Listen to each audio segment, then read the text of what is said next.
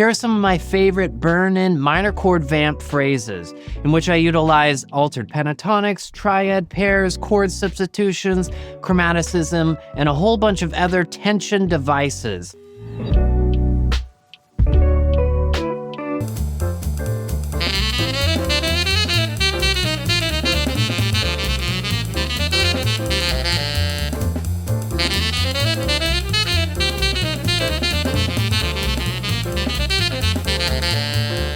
All right, let's get right into phrase number 1. Now, you'll notice right in the beginning, I utilize the sharp 7, or D sharp for me, on an E minor 7 chord, because I want to imply the 5 chord. Now, remember that you can imply the 5 chord on a minor tonality, and of course, then resolve it, which will actually give you a very strong 5-to-1 relationship and communicate the underlying harmony. I do this all the time, especially when I'm doing a vamp where I've got something more than one measure. Now, let's look at the next couple of measures.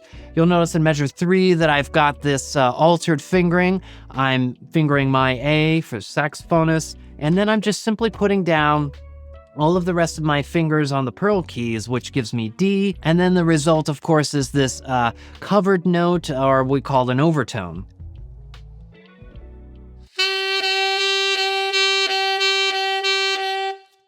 I've indicated that with the X in the part. Now let's keep going. I use some chromaticism in the rest of that measure, and it actually is coming from the minor pentatonic scale, or F minor, a half step away from my E minor. It's really effective if you just simply go up a half step, as long as you resolve it, and I like to kind of keep congruent with the chord qualities often, especially on a minor vamp. I'll just go up a half step and utilize that minor pentatonic, so in this case, F minor.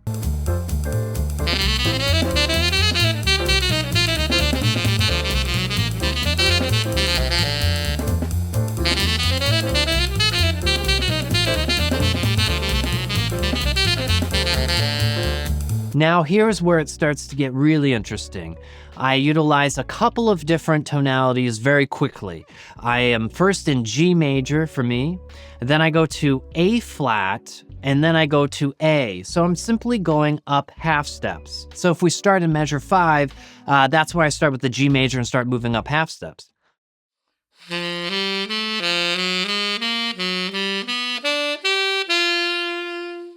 Right there is where I resolve it. I go up an A major triad and then resolve to the 3rd of that one minor chord, or G on an E minor chord.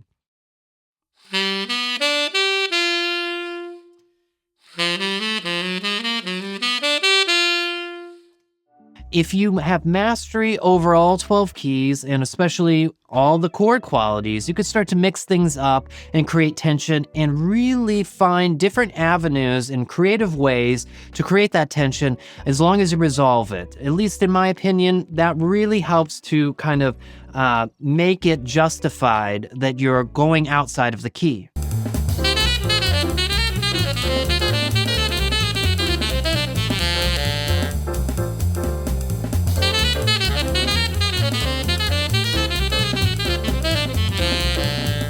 All right, let's look at the second phrase. It goes a ton of places. Right off the bat, I'm starting outside of the key, or at least my thought process. Now, diatonic to E Dorian minor, we do have a C sharp, but I'm really utilizing a shape that draws upon A major.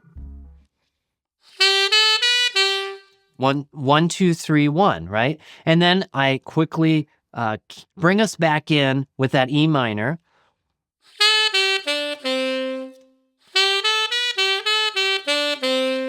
Now I'm off into another key, A flat major, and then what I like to think of as really kind of a D flat major, or a D flat major pentatonic. So if we look at measure 2,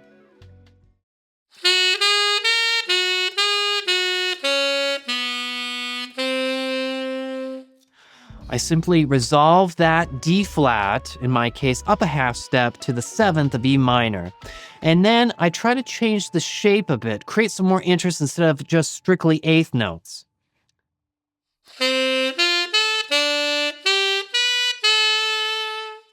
Notice that those are also 2 major triads, starting with G major and then up a whole step A major.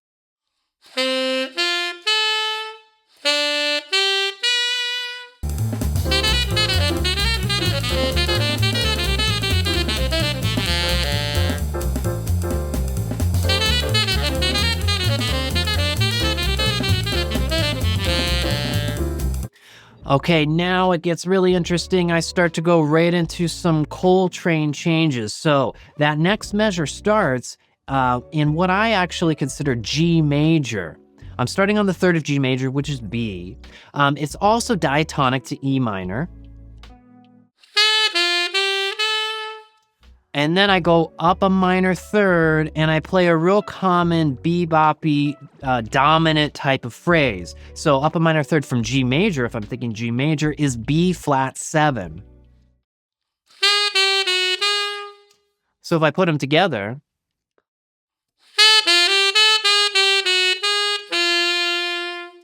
notice I immediately then resolve it to something reminiscent of E minor or G major.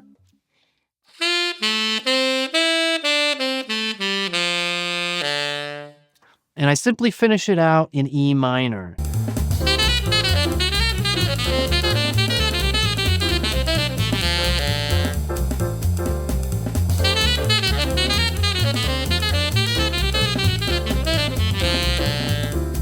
So this phrase goes a ton of different places. Now remember, the whole reason that we're analyzing this stuff is not to just simply know why it works in this instance, but how can we apply this in the future to other lines in other contexts.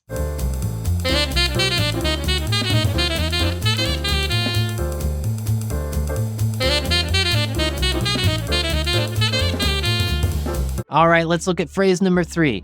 It's simply basically a sequence. I'm taking a certain type of shape that is very accessible, and I'm using chromaticism. I'm going up a half step, utilizing F minor pentatonic and other types of chromaticism to still communicate that shape and then resolve it with a nice little kind of blues phrase. So if we look at our main sequence,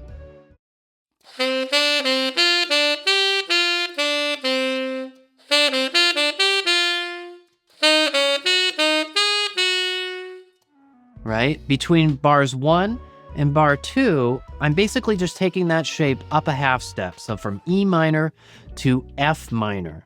And then I put in a nice little chromatic beboppy scale.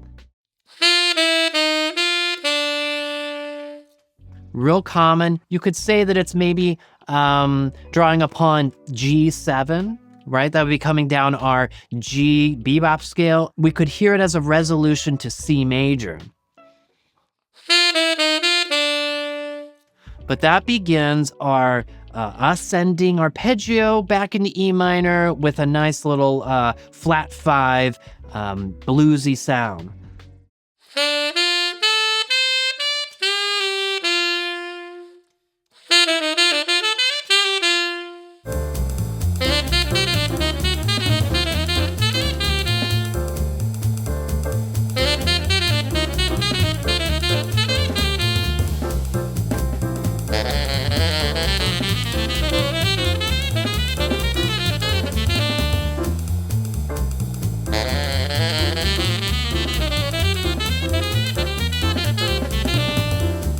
All right, let's look at the final phrase, phrase number 4. Phrase number 4 utilizes lots of chromatic approaches as well as sequence.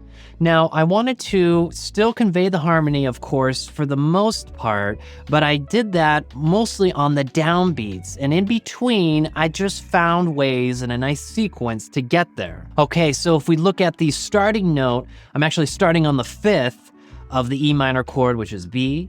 Then I'm kind of going up this sequence, which leads me to the 7th. And then that flat 7, I then go up and I'm again on the 1. And then from the 1, I'm on the 3rd. And from the 3rd, I'm on the 5th. And then I start to try and break it up and create some variety. I utilize kind of this shape, again, that I like to use is where I've got a small interval and a large leap. I've got this shape that utilizes a major 2nd and a major 3rd. And then I try to find a way to start to draw in another sequence. So I have a transition at the end of that measure which is the same type of sequence that we saw in the beginning, but that leads me into the third of that one chord, or G on an E minor chord, and then I'm into this cool sequence that I lifted from an amazing Michael Brecker solo. So here's the sequence. Super cool shape. Okay, we've got a major third, followed by a minor third, followed by a half step. And then I simply just move that shape descending chromatically.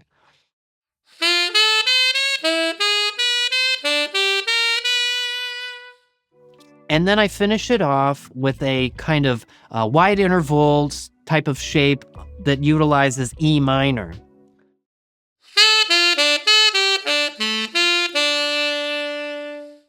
All from my E minor pentatonic scale.